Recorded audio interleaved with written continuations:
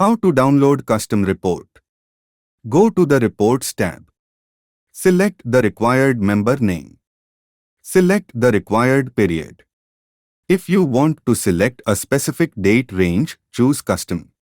Select the required from date according to your reporting requirement. Example, if you want the report for the last 2 months, select 17th June as the from date. In the to date field, select the current date. Select the report you want to export. For example, you can export the asset report from the status report section. Similarly, you can export the hardware report from the change report section.